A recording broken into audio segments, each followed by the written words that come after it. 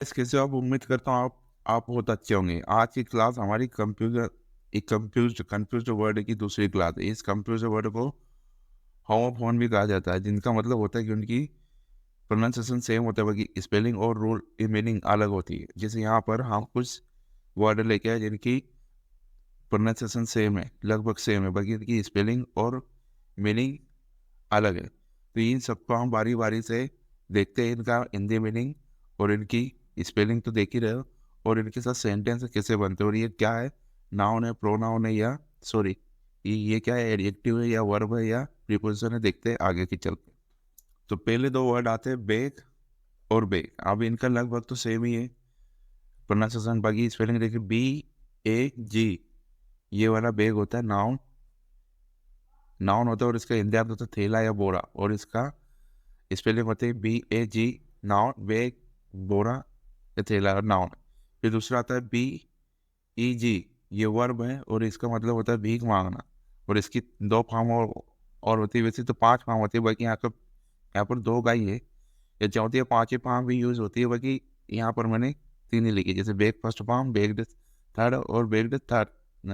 जैसे beg first form, begged second और begged third form. जैसे यहाँ पर पहले वाला बेग का देखते हैं, थैले और बोरे वाले का, ही हेड ए बिग बेग। अब यहाँ पर ये नाउन है, क्या है, नाउन है, तो ये bag, he had a big bag, उसके पास बहुत बड़ा बोरा है या थैला है। The wheat was contain in the white bag, यहाँ पर ये हुआ गेहूं सफेद बोरे में भरे हुए हैं। अब यहाँ पर देखते हैं बेग, भीख मांगना, ये वर्ब है, तो इसको अपन सब्जेक्ट के बाद यूज करेंगे। He begs at the bus stand, वो बस स्टैंड पर भीख मांगता है। दूसरा सेंटेंस देखते हैं, Seema's grandmother eats by begging. Seema's grandmother मतलब सीमा की दादी भीख मांगकर खाती है। यहाँ पर ये बेगिंग, बाई के बाद बेगिंग, ING, तो ये भी वर्ब में है। बाकी इस चिट्ठी का मैं आपको पहले पढ़ा चुका हूँ, बहुत पहले पढ़ा चुका हूँ बाई वाला, कि बाई का हिंदी अर्थ होता है कर, और उसके बाद वर्ब में ING लगाई जाती है, जैसे Seema's grandmother its by begging. दो और आए हैं, बेट और बेट। तो BAIT ये वर्ब है, इसको इसका हिंदी अर्थ होता है जानवर या मछली पकड़ने का चारा डालना, और इसकी फॉर्म होती है वेटेड बेटेड। देखते bait, he is baiting to catch the fish in the river, वो मछली पकड़ने के लिए नदी में चारा डाल रहा है। तो यहाँ पर है बेटिंग का मतलब है चारा डालना, तो यहाँ पर अपन ने इसका कौन सा फॉर्म यूज किया है, फोर्थ फॉर्म यूज किया है बेट का, ING वाला। He baits to catch a rebate,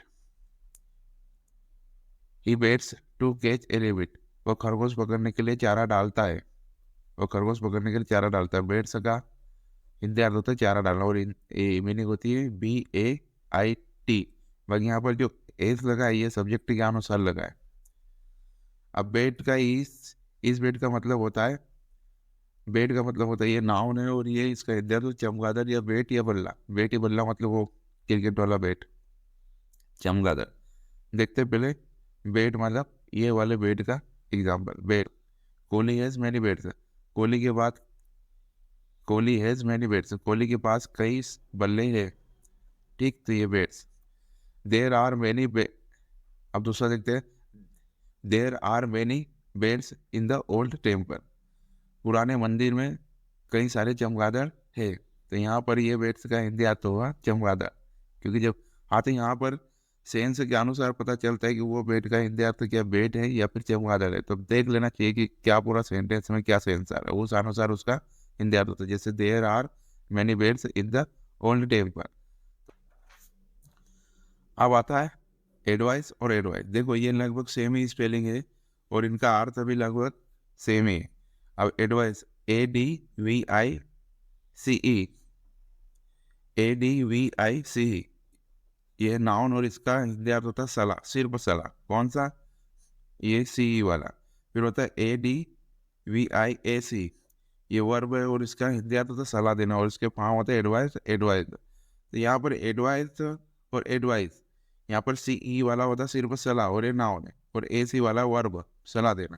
देखते पहले सलाह वाला, I do not read your, I do not, या एडवाइस, ये वाला एडवाइस देखते पहले, I do not need your advice, मुझे तुम्हारी सलाह की जरूरत नहीं है, ये एडवाइस। ठीक, दूसरा देखते हैं, who gave you a advice to go to Indore, तुमको किसने इंदौर जाने की सलाह दी थी।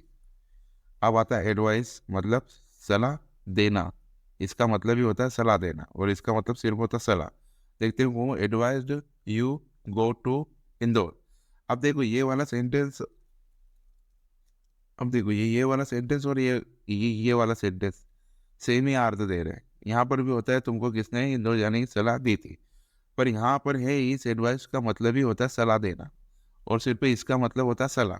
तो हमने यहाँ पर देना का मतलब गिव लगाकर उसका बना दिया, पर वहाँ की ये यहाँ पर एडवाइस का मतलब ही तो सलाह देना, तो हमने यहाँ पर डायरेक्ट इस वर्ब को यूज कर लिया, क्योंकि ये वर्ब वो advise you to go to Indore, कि तुमको किसने इंदौर जाने की सलाह दी थी। तो कभी कभार ऐसा भी होता है कि नाउन और वर्ब लगभग सेम ही होते हैं, तो उनको अलग प्रकार से भी उनके सेंटेंस बनाए जाते हैं। जैसे यहाँ पर इसको मेन वर्ब में यूज करके इसका सेंटेंस बना दिया, और यहाँ पर नाउन की जगह पर नाउन में यूज करके इसका सेंटेंस हुआ, कि इनके हिंदी अर्थ और स्पेलिंग अलग हुई। यहाँ पर सी है और यहाँ पर ए सी है। अभी डी तो लगा है इसके फार्म के लिए, मतलब सेकंड फार्म और थर्ड फार्म के लिए। दूसरा सेंटेंस देखते, doctor has advised me to take medicine on time, doctor ने मुझे समय पर दवाई लेने की सलाह दी है। यहाँ पर भी एडवाइस का मतलब होता है सलाह देना। इसको अपन ऐसे बना सकते हैं कि यहाँ पर गेव करके एडवाइस करके भी ये भी बन जाता है, बाकी नहीं। आप तीसरे देखते हैं, बेड और बेड, ये बी ए डी एडजेक्टिव है और इसका हिंदी अर्थ होता है बुरा या खराब, और ये बी ई डी नाउन है और इसका हिंदी अर्थ होता है बिस्तर या पलंग। तो देखते पहले बुरा वाला, ही इज ए बेड बॉय, वो बहुत बुरा लड़का है। दोज स्टूडेंट आर बेड, वो छात्र बहुत बुरे हैं। दोज स्टूडेंट आर बेड, वो छात्र खराब है या बुरे हैं। अब ये बी ई डी वाला मतलब पलंग वाला, this is a very good bed, ये बहुत अच्छा पलंग है। One leg of this bed is broken, इस पलंग की एक टांग टूटी हुई है, या इस बेड की एक टांग टूटी हुई है, या इस बिस्तर की एक टांग टूटी हुई है। अब बोर्ड और बोर्ड, ये वाला बोर्ड होता है B O A R T, ये नाउन है, और ये लकड़ी का टुकड़ा होता है, या बोर्ड होता है, या तख्ता होता है इसका हिंदी। पर ये वाला board B O R E D adjective, और इसका मतलब होता है उबा हुआ या बोर हुआ हुआ। देखते board, B O A R D, I I need a board to roll the bread, मुझे रोटी बेलने के लिए एक तख्ते की जरूरत है। आई टीच ऑन बोर्ड, मैं तुम्हें बोर्ड पर पढ़ाता हूँ। आई टीच ऑन बोर्ड, मैं बोर्ड पर पढ़ाता हूँ। अब ये बोर्ड का मतलब होता है B O R E D, मतलब उबा हुआ। He is a bored man, वो उबा हुआ आदमी है। I am bored by watching TV, मैं टीवी देखकर उब गया हूँ या बोर हो गया हूँ। ये वाला वापस बाय वाला अपन ने लगाया। कैनवास और कैनवास, ये वाला कैनवास है नाउन, जिसे इसकी स्पेलिंग है CANVAS नाउन, और इसका हिंदी अर्थ होता है खुरदरा या मोटा कपड़ा। और ये वाला कैनवास CANVASS, ये होता है वर्ब, इसका मतलब हिंदी अर्थ था मत याचना या प्रचार करना। मत याचना मतलब वोट मांगना या प्रचार करना, और इसका हिंदी अर्थ तो इसके फार्म से कैनवास कैनवास। पहले देखते कैनवास मोटे कपड़ा रहे, he was wearing a canvas, वह मोटा कपड़ा पहना हुआ था। Tailor has a canvas, tailor के पास कैनवास होता है। टेलर के पास एक कैनवास होता है, क्योंकि वो जब शर्ट और पैंट बनाता है तो शर्ट में कॉलर में कैनवास लगाता है, और पैंट में कमर में वो कैनवास लगाता है, इसलिए टेलर हैज ए कैनवास। तो टेलर के पास कैनवास होता है। कैनवास, अब ये वाला कैनवास प्रचार करना, शाहरुख खान वाज कैनवाइजिंग द जवान मूवी, शाहरुख खान जवान मूवी का प्रचार कर रहे थे। कैनवाइजिंग इसका आया फोर्थ रूप, इसका इसका वर्ब का, ये तो सेकंड थर्ड था, वो सेकंड था और थर्ड था, भाई ये फोर्थ रूप है। दूसरा देखते, he is canvassing to solicit the vote, वह वोट मांगने का प्रचार कर रहा है, वह वोट मांगने का प्रचार कर रहा है, वो या फिर वह वोट मांगने के लिए प्रचार कर रहा है। तो यहाँ पर सोलिसिट का मतलब होता है वोट मांगना, और ये कैनवाइजिंग मतलब प्रचार।